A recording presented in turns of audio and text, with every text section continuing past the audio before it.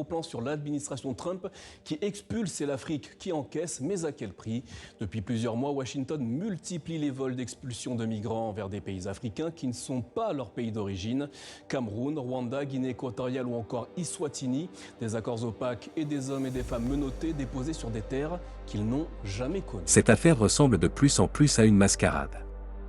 Et cette mascarade fait honte à l'Afrique. On essaie de nous présenter cela comme une coopération normale entre États.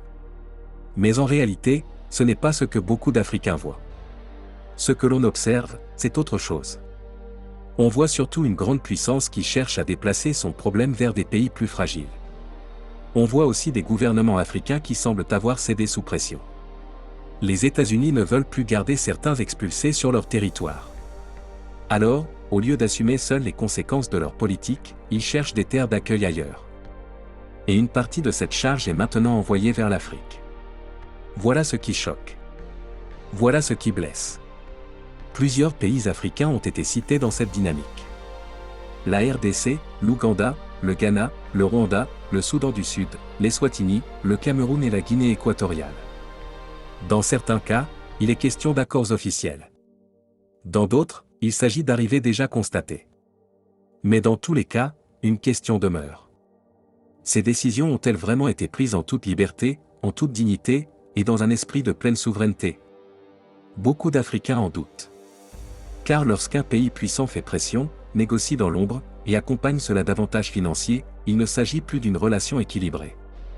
Il s'agit d'un rapport de force. Et ce rapport de force rabaisse l'Afrique. Le plus grave, c'est le symbole.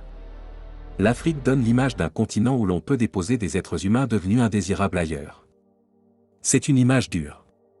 C'est une image humiliante. Et ce n'est pas l'image que notre continent mérite. Un autre point mérite d'être souligné. Dans cette liste, on ne retrouve pas les pays du Sahel qui affirment fortement leur souveraineté. On ne retrouve pas non plus les pays du Maghreb. Cela ne veut pas dire que tout y est parfait. Mais cela montre au moins une chose. Il existe encore en Afrique des États qui refusent certaines lignes rouges. L'Afrique doit retrouver plus de fermeté. Elle ne doit pas devenir l'arrière-cour des crises des autres. Elle ne doit pas servir de solution de facilité à des puissances étrangères. Notre continent mérite le respect. Et ce respect commence par le refus de l'humiliation.